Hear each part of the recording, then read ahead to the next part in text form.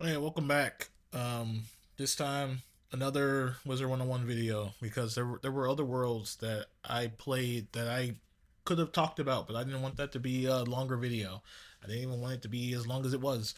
But hey, I tried to make it short so that there's the better odds of it being watched, but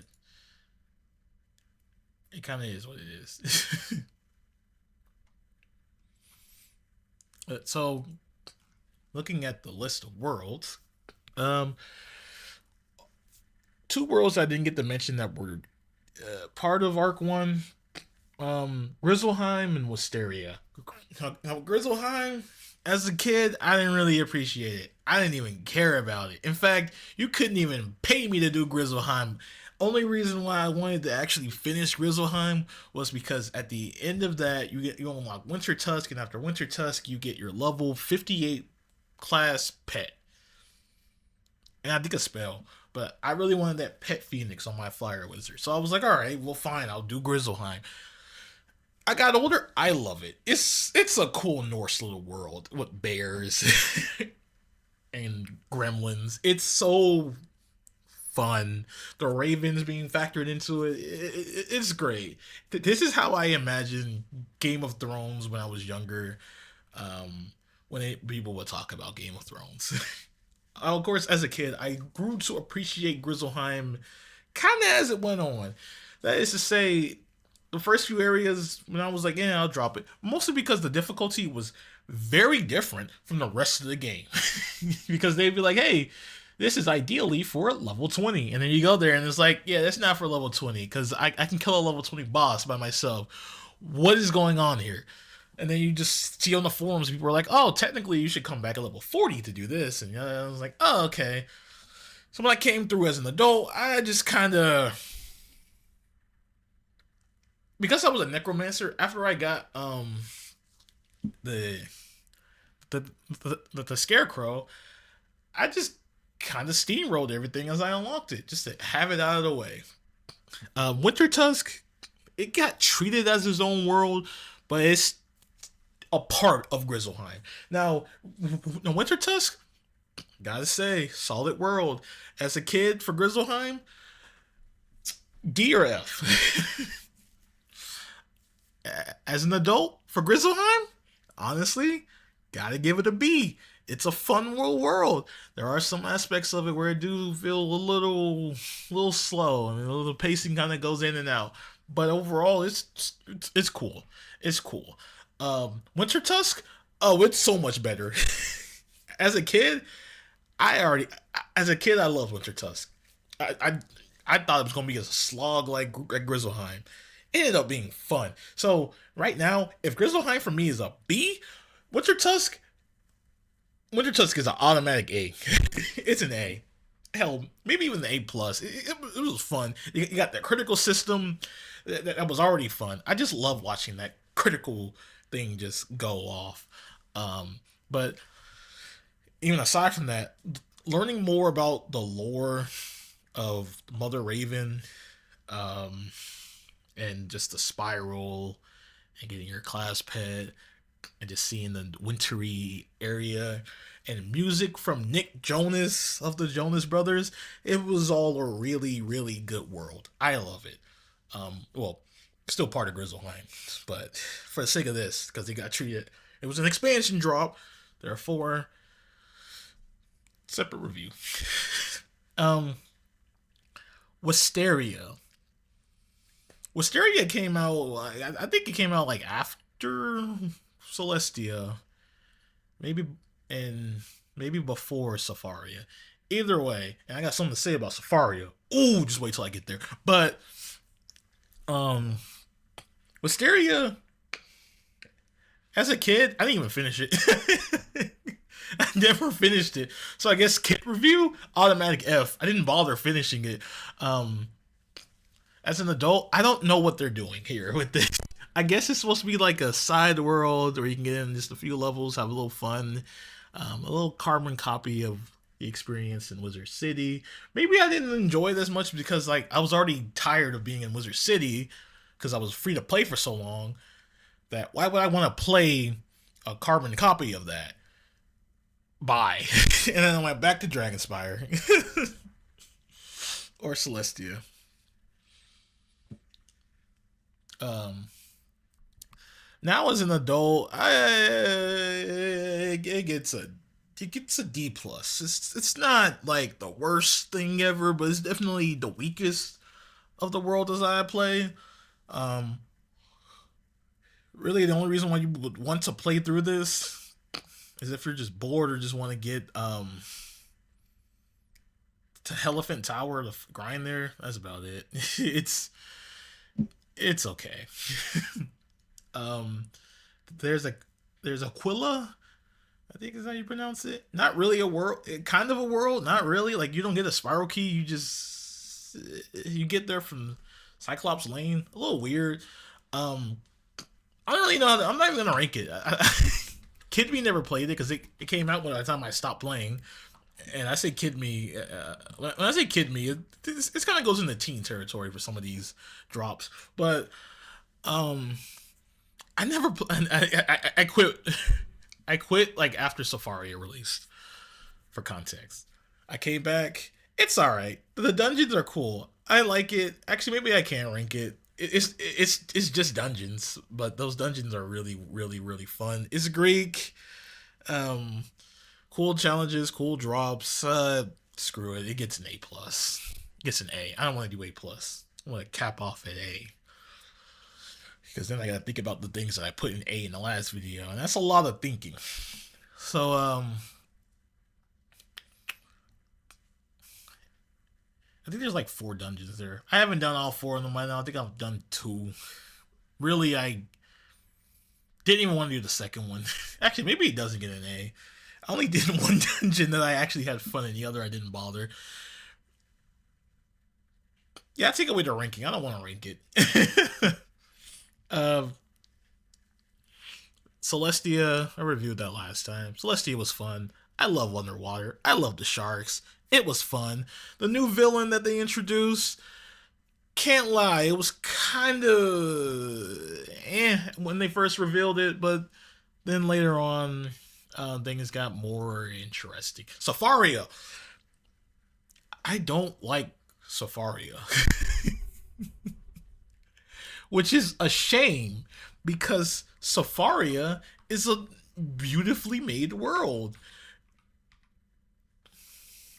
Like I like the theme and just the savannah, all of that, really nice. But it's the fact that it just got it was just handled so bad that was the first world skip they ever made. 1-4, as far as I know. This is a Varia world skip. That's how bad that world is.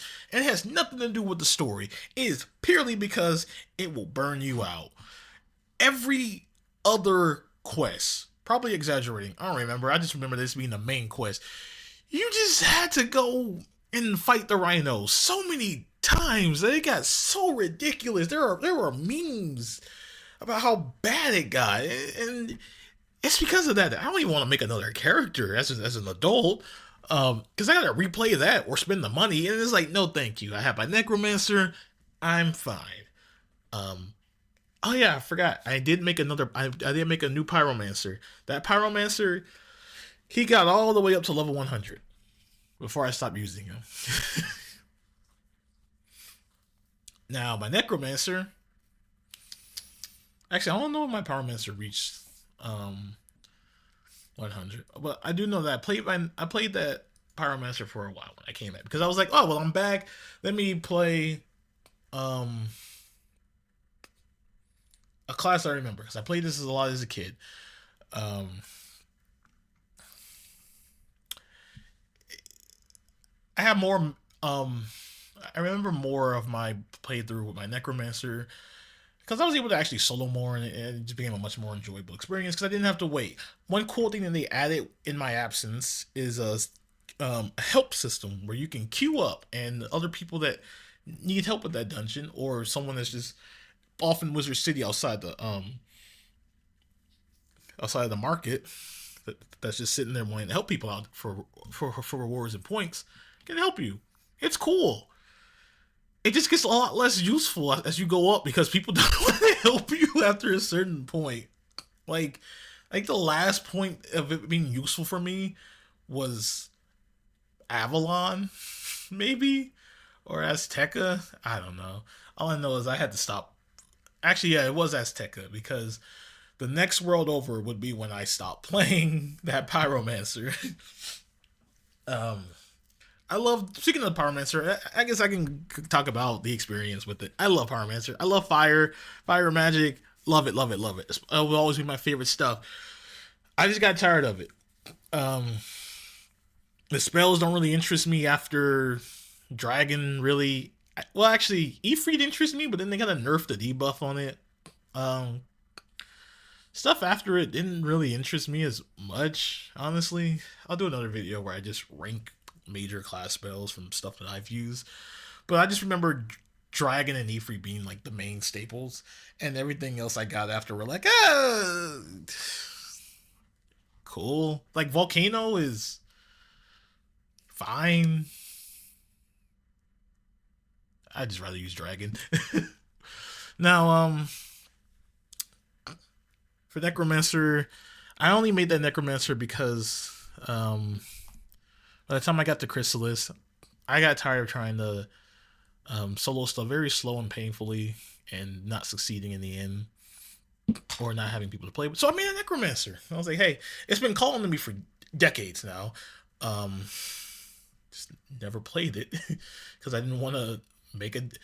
I wanted to play it as a kid. I just didn't want to make it because everyone that I knew playing it was kind of a dickhead. So I didn't want to be like, oh, well, you guys are right. This thing is fun because all of them are annoying. So now, yeah. As far as Zavaria rating, back to that.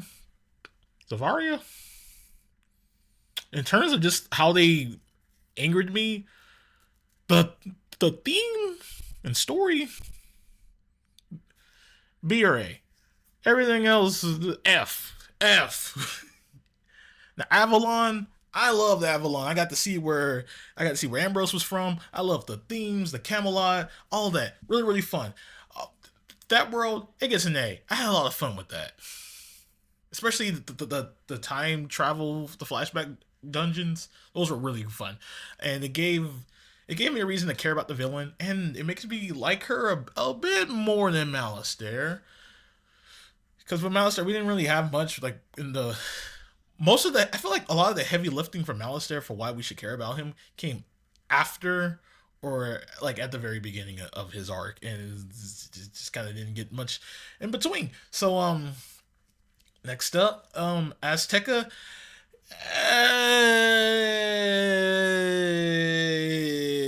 It felt like a drag. Honestly. Azteca gets an automatic D from me. Like, I love dinosaurs, but this world felt so boring. I dropped it at least 4 times. I was so tired. D minus, actually. I just it's just so boring to play. And then in the end, spoiler alert, everybody just dies. Like, it's in a constant state of the world just ending. We failed to save it. And I like that it adds stakes to the story. You're like, oh, hey, we messed up saving this world. And if we don't do the same, if we mess up again, that's the rest of the spiral. Chrysalis, part 1. Chrysalis was just a big world. It was a fun world. I like it. It just felt so long. Like, I appreciate the pacing at times because you get this new cast and you're trying to save them from their oppressors, but some of the areas just felt like a drag. And then part 2 was so much better, but it was still long. They had a lot of quests for no reason. Anyway, now I'm on. Well, as far as part 1. I gotta give it a C. Part B gets an part 2 gets an A. Now I'm on Polaris. Have not finished that world to this day. I got bored. It gets a C so far. That is all. Thank you for watching. I will do another Wizard101 video, but for now, yeah, this video has gone on long enough. Bye now.